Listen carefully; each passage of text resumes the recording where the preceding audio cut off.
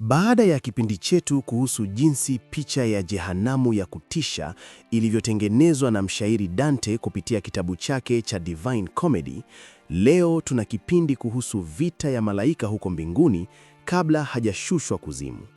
Hii ni tofauti na kipindi chetu tulichofanya kuhusu shetani alitoka wapi na kuhusu kitabu cha Ufunuo tulifanya kipindi kilichopita.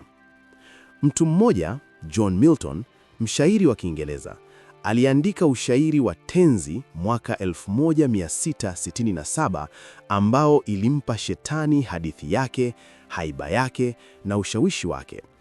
Kwamba Lucifer, jina linalomaanisha bearer of light, lilipata maana yake ya kisasa kutokana na kitabu cha Paradise Lost, si kutoka kwenye Biblia.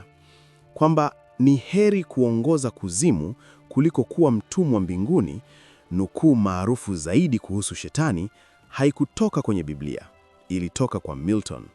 Hata leo, wakati tunafikiri kuhusu Lucifer, vita mbinguni, malaika wakianguka, tunafikiria kuhusu maneno ya Milton, si ukweli wa Biblia. Leo, tunazungumzia kuhusu kitabu cha Paradise Lost kilichoandikwa na Milton na jinsi ushairi huu ulipenya hadi kuaminika kuwa ni maandiko katika Biblia. Msikilizaji wangu, kama huwa unafuatilia vipindi vyetu na unakuwa makini sana, kuna mahali unaweza kuona kama unachanganyikiwa. Tulia vizuri, unganisha picha za vipindi vyetu na maandiko kutoka kwenye Biblia, kisha tafakari vizuri sana kwa kufuatilia historia. Kipi kilitangulia kabla ya kingine, na hapo utaanza kufunguka. Jitahidi pia ujue historia na miaka ya Biblia na vitabu kama hivi tunavyojadili hapa. Na usisahau kuwa sisi wenyewe ni Wakristo kuliko hata wewe. Wakristo wafuatiliaji wa neno kwa undani kabisa, na tunaamini kuwa Mungu mkuu yupo na kila kitu kipo chini yake. Leo nitakuambia kwa nini Milton aliandika kitabu hiki. Nitakuambia hadithi ya Paradise Lost kutoka vita mbinguni hadi Adam na Eva kupoteza paradiso. Kaa hadi mwisho, na kama kawaida, kama wewe ni mtu wa kukariri na kuwa na hisia nyingi na ulichozoea, hapa si mahali pako. Na kama ukichagua kuwa hapa, uwe tayari kusoma na kufuatilia mambo. Lakini kabla hatujaanza safari hii ya ndani ya Paradise Lost, nitoe shukrani kwa kila mmoja wenu anayetufuatilia kila siku tangu siku ya kwanza na kila video. Nyinyi ni watu wa muhimu sana kwetu. Mungu awabariki nyinyi na uzao wenu. Amina. Kwa wale ambao bado hamjasubscribe, ndugu yangu, tunaomba subscribe ili uwe sehemu ya familia hii. Karibu sana. Na sasa, twende ndani ya Paradise Lost ya John Milton. John Milton alizaliwa London, England, mwaka 1608. Aliishi wakati wa vita ya wenyewe wa Kiingereza mwaka 1642 hadi 1651. Vita kati ya Mfalme Charles wa kwanza na bunge lake. Milton alikuwa mwanaharakati na mtu wa mapinduzi. Alisaidia Oliver Cromwell, kiongozi wa jeshi la bunge, kwa kuandika makala za propaganda dhidi ya ufalme wa wakati huo. Mwaka 1652, Milton alikuwa amepoteza uwezo wake wa kuona kabisa. Alikuwa kipofu akiwa na miaka 41 tu. Lakini Milton hakukata tamaa. Alisema kwamba upofu wake ulikuwa ni mpango wa kimungu. Mungu alimfanya kipofu ili aweze kuona kiroho. Milton aliandika, "They also serve who only stand and wait." Maana yake, hata wale wasioweza kuona wala kutembea duniani wanaweza kumtumikia Mungu. Mwaka 1660, Mfalme Charles wa pili alirudi kwenye kiti cha utawala. Oliver Cromwell alikuwa amekufa mwaka 1658, na wale waliokuwa na mapinduzi kama Milton halikuwa hatari. Wengine waliuawa, wengine walifungwa. Milton alikuwa na bahati, hakuuawa, lakini alikuwa ameumizwa na amekatishwa tamaa. Alikuwa mzee wa miaka 50, kipofu, aliyeshindwa na siasa, akiishi kwa aibu. Ni kwa wakati huo aliamua kuandika kazi yake kubwa zaidi. Milton alisema kwamba aliandika Paradise Lost kuonesha mazingira ya Mungu kwa wanadamu, kuelezea jinsi Mungu anavyofanya kazi kwa wanadamu. Lakini Wasomi wa historia na dini wanasema kuna sababu nyingine zaidi kama zifuatazo. Kwanza, kisasi cha vita ya siasa. Milton alikuwa ameona mapinduzi na harakati zake zikishindwa, kwa sababu mfalme ambaye alikuwa anampingia alirudi kwenye kiti chake na mamlaka yote. Milton alikuwa amekatishwa tamaa. Kwa hiyo aliandika hadithi kuhusu rebellion, yaani uasi, Lucifer akiasi kwenye Mungu na kushindwa. Hii ilikuwa lugha ya picha ya uasi wa kisiasa wa maisha yake. Sababu ya pili ilikuwa kwa ajili ya uchunguzi wa theolojia au elimu ya dini. Milton alikuwa na maswali ya kina kuhusu kwa nini Mungu aliruhusu dhambi. Wanadamu wana uhuru wa kufanya maamuzi. Kwa nini Mungu aliruhusu Lucifer kuasi? Mungu aliwezaje kumlaani mtu kwa dhambi moja? Ndipo akaamua kuandika Paradise Lost kama jibu lake kwa maswali hayo. Tatu, alikuwa na mapenzi ya ushairi. Milton alitaka kuandika tenzi maarufu kama Homer's Iliad ya Kigiriki, Virgil's Aeneid ya Kirumi, lakini pia Dante's Divine Comedy ya Kiitaliano. Msikilizaji wangu, kitabu cha Dante Divine Comedy tushakijadili hapa kwa kifupi. Ni kitabu ambacho kinazungumzia jinsi Dante alivyopata kuzimu, picha ya kutisha tofauti na Biblia. Lakini kama ulipitwa, katazame video yetu iliyoandikwa Historia ya Jehanamu. Lakini Milton, yeye alitaka kuandika hadithi kubwa zaidi: uumbaji, anguko la wanadamu na uokovu kwa lugha ya Kiingereza. Paradise Lost ina vitabu 12. Kila kimoja kina mamia ya mistari ya ushairi kuhusu kazi yake. Hadithi yake haianzi na Adam na Eva. Inaanza na Lucifer kwenye jehanamu baada ya kushindwa vita mbinguni. Paradise Lost inaanza hivi. Mistari ya kwanza: of man's first disobedience and the fruit of that forbidden tree whose mortal taste brought death into the world. Lakini kisha Milton aruka mada ghafla kwenda kwa Lucifer. Lucifer na malaika wake walioanguka wamelala kwenye ziwa la moto kwenye jehanamu. Wameanguka kutoka mbinguni. Lucifer anaamka, ameumizwa, amechomwa, lakini bado ana kiburi. Lucifer anainuka, mrefu kama mnara wa ajabu, kiongozi. Hapa tunaona kitu kipya. Lucifer si pepo mchafu tu, ni shujaa wa kusikitisha. Kisha Lucifer anazungumza na Beelzebub, lieutenant wake, malaika wa pili katika command. Beelzebub anauliza, "Je, tutamshinda Mungu?" Lucifer anajibu, mistari maarufu zaidi za Paradise Lost: "What though the field be lost, all is not lost. The unconquerable will, in study of revenge, immortal hate, and courage never to submit or yield." Maana yake, hata kama tumeshindwa vita, hakuna kitu kilipotea. Tuna nia ambayo haiwezi kushindwa, chuki ya milele. Kisha Lucifer anasema mistari mizito zaidi: "Better to reign in hell than serve in heaven." Tafsiri yake ni bora kutawala kuzimu kuliko kutumikia mbinguni. Hii ni nukuu maarufu zaidi kuhusu shetani, lakini haikutoka kwenye Biblia, ilitoka kwa Milton. Hapa ndipo Milton anafanya kitu cha ajabu. Anatuonyesha Lucifer kama shujaa, si muovu tu. Lucifer ana ujasiri, uongozi, ana uwezo wa kuzungumza vizuri kwa ushawishi, azimio na kiburi, lakini kiburi kizuri pia. Kwa picha hii ya Milton, tunamsikia Lucifer na tunampenda, hata kama tunajua ni muovu. Huu ulikuwa ubunifu wa Milton, kutengeneza muasi ambaye ni mwenye kuonewa huruma.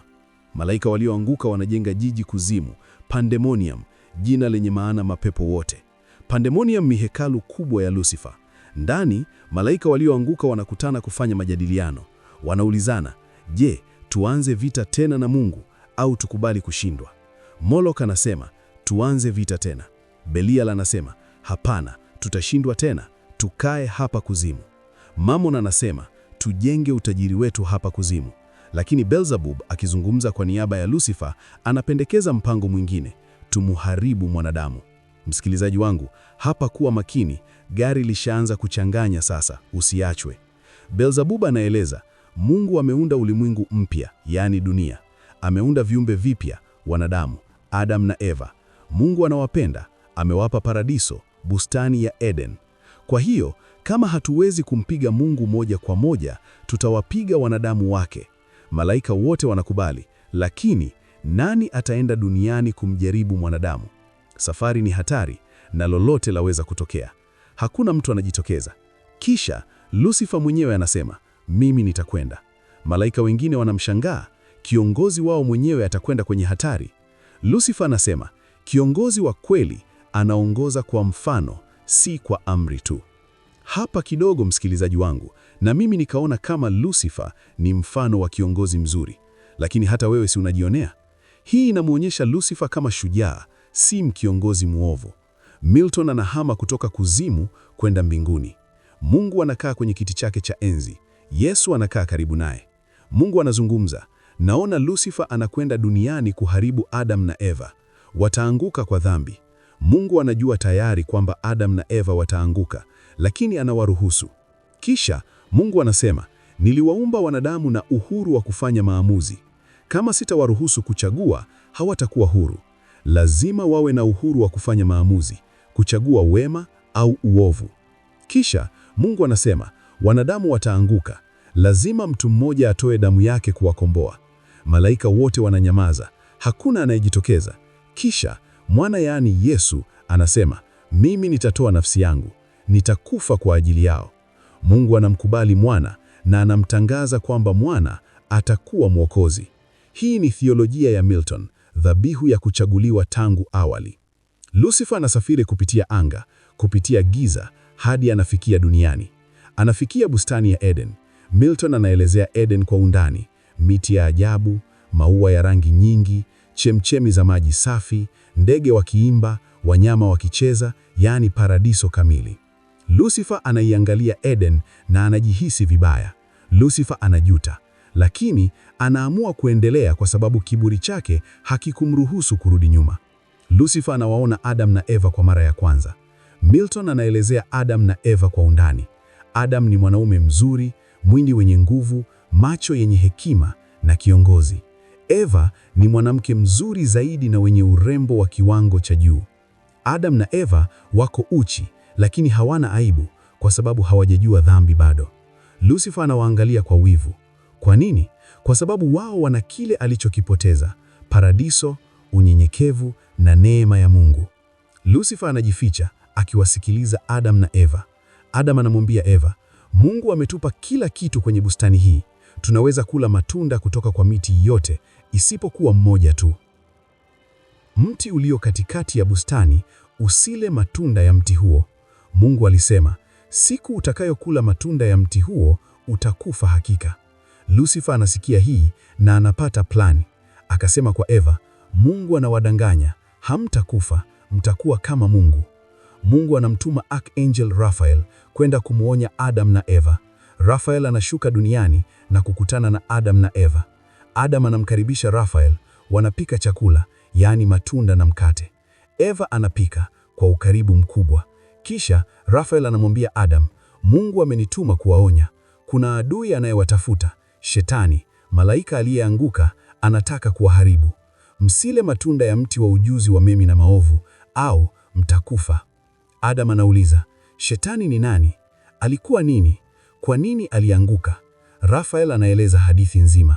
Raphael anaeleza, zamani kabla ya wanadamu kuumbwa, Mungu alitangaza mbele ya malaika wote, mwanangu, yaani Yesu, ndiye mtawala wenu, muabudu yeye. Malaika wengi walifurahi, lakini mmoja hakufurahia: Lucifer, jina lake wakati ule. Lucifer alikuwa malaika mkuu mwenye nguvu sana, lakini alikuwa na kiburi. Lucifer alijiuliza moyoni mwake, kwa nini mwana awekwe juu yangu? Mimi nilikuwepo tangu mwanzo. Kwa nini nitumike kwa mtu mwingine? Usiku ule, Lucifer aliongea na malaika wengine, akiwashawishi kuasi. Mungu anatudhalilisha, anatupa kumwabudu mwana, lakini sisi ni viumbe huru. Hatupaswi kutii kila amri, tunapaswa kuwa huru. 1/3 ya malaika wote walikubaliana na Lucifer. 2/3 walibaki waaminifu kwa Mungu, wakiongozwa na Mikael. Siku iliyofuata, vita ilianza mbinguni. Upande mmoja, Michael na malaika waaminifu. Upande mwingine, Lucifer na malaika waasi. Milton anaelezea vita kwa undani. Malaika wanapigana kwa mapanga ya moto, kwa migongano ya nguvu. Mbingu inatetemeka, Lucifer na Michael wanapigana moja kwa moja. Siku ya kwanza, vita draw, hakuna mshindi. Siku ya pili, Lucifer na jeshi lake wanaunda silaha za moto kutupa madini ya moto kwa jeshi la Michael. Jeshi la Michael wanashangaa, hawakuona silaha kama hizi. Lakini jeshi la Michael wanainua milima na kupanda juu. Siku ya tatu, Mungu anaona vita haijaisha. Anasema kwa mwana, yaani Yesu, nenda umalize vita. Mwana anashuka kwenye gari la vita la moto, gari la moto lenye magurudumu ya moto, likiongozwa na makerubi. Mwana anaonekana na waasi wanaogopa. Mwana anawatupa Lucifer na jeshi lake kutoka mbinguni kwenda chini kuzimu. Walianguka kwa siku 9 kutoka mbinguni hadi kuzimu. Hapo ndipo walifika kwenye ziwa la moto ambapo hadithi ya Paradise Lost inaanza. Msikilizaji wangu, kaa hapo, tulia, usiwe na haraka. Lucifer anarudi Eden akitafuta njia ya kumjaribu Eva. Anaamua kuingia kwenye nyoka. Kwa nini nyoka? Milton anasema nyoka alikuwa mnyama wa hila zaidi. Lucifer alihitaji mwili ambao unaweza kuzungumza na Eve hata bila kuogopa. Lucifer anaingia nyoka na nyoka anapata uwezo wa kuzungumza.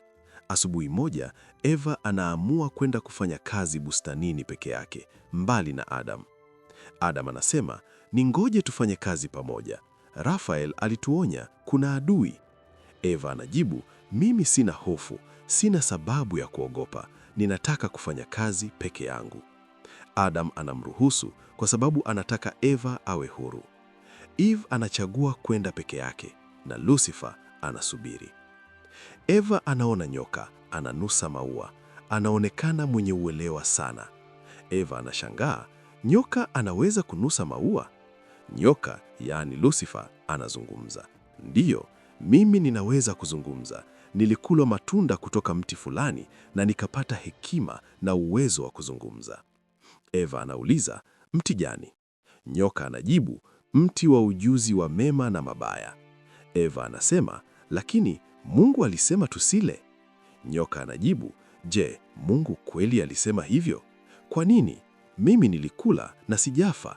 Kinyume chake, nimekuwa na hekima.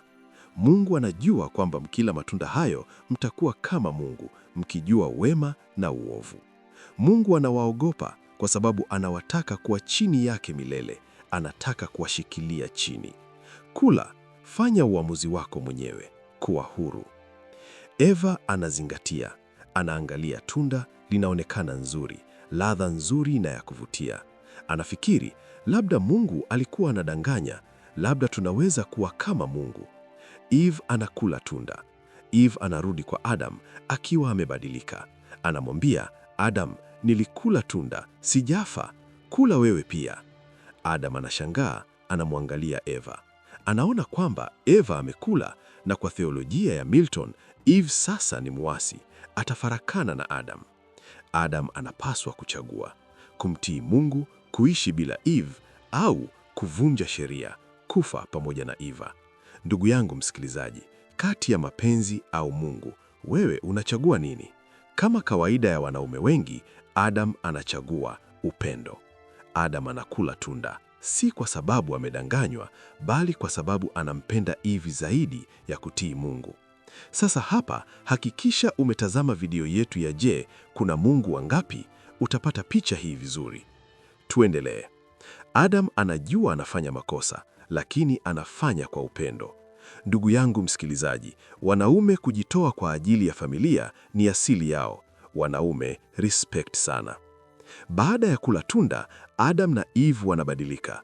Mara ya kwanza wanakuwa na hisia za kimapenzi, tamaa ya kimwili, kitu ambacho hawakuwa nacho.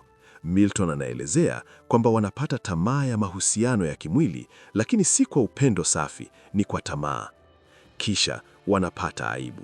Kwa mara ya kwanza wanaona wako uchi na wanajiona vibaya. Wanafunika miili yao kwa majani. Kisha wanaanza kulaumiana kila mmoja. Adam anamwambia Eva, wewe ndiye ulinisababishia hii. Kwa nini ulikula? Eva anajibu, si mimi, nyoka ndiye alinidanganya.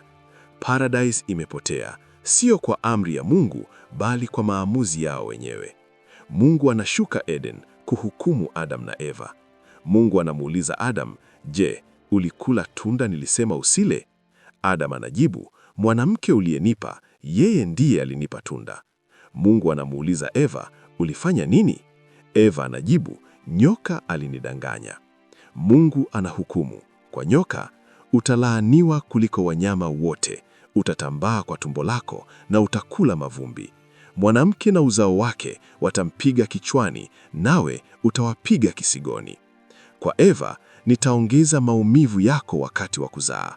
Tamaa yako itakuwa kwa mume wako na yeye atakutawala." Kwa Adam, "Kwa sababu ulitii sauti ya mke wako na kula tunda, ardhi imelaaniwa kwa ajili yako. Kwa jasho la uso wako utakula mkate hadi utakaporejea ardhini." Lakini Mungu pia anaonyesha huruma. Mungu anavasha Adam na Eva ngozi za wanyama, kuonyesha kwamba anataka kuwasaidia hata baada ya dhambi. Mungu anamtuma malaika Michael kwa Adam kumwonyesha siku zijazo. Michael anampandisha Adam juu ya mlima na kumwonyesha maono ya historia ya wanadamu. Cain akimuua Abel, dhambi ya kwanza ya wanadamu kwa mwanadamu. Noa na gharika, Mungu akiharibu ulimwengu kwa dhambi. Mnara wa Babeli, kibui cha wanadamu.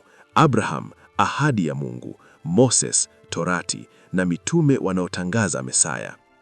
Kisha Michael anamwonyesha kitu muhimu zaidi, maono ya Mesaya, Yesu atakayekuja kuokoa wanadamu. Adam anaona kwamba hata baada ya kuanguka, Mungu ana mpango wa wokovu. Adam anaelewa kwamba dhambi yake ilipeleka uokovu, kwa sababu bila dhambi Mesaya hangelazimika kuja. Hii ni theolojia ya Milton. Dhambi ya Adam ilikuwa ni bahati nzuri kwa sababu ilipelekea Kristo kuja. Ukurasa wa 12 unaisha na Adam na Eve wakitoka Eden. Michael na malaika wanalinda mlango wa Eden kwa upanga wa moto. Adam na Eve wanatoka, walia, wakiangalia nyuma paradiso walioipoteza.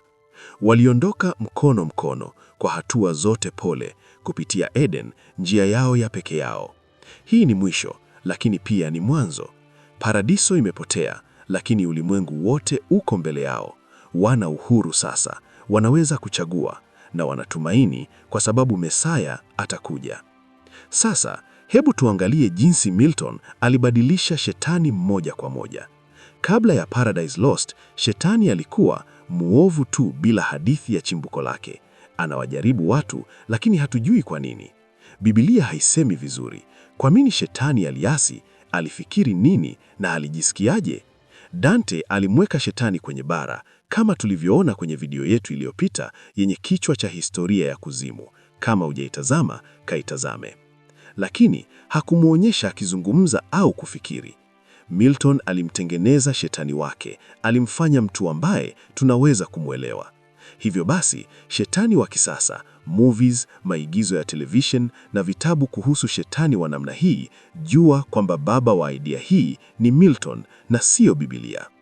Paradise Lost ni masterpiece ya sanaa, lakini si ufunuo wa Mungu. Milton alitengeneza shetani wa kisasa na ulimwengu alimwamini. Sasa, msikilizaji wangu, leo swali langu kwako ni kwamba unafuatilia unachokiamini au wewe bora liende? Kama unataka maarifa zaidi, subscribe. Asante kwa kuwa nami hadi wakati huu. Mungu akubariki sana. Tutaonana video ijayo.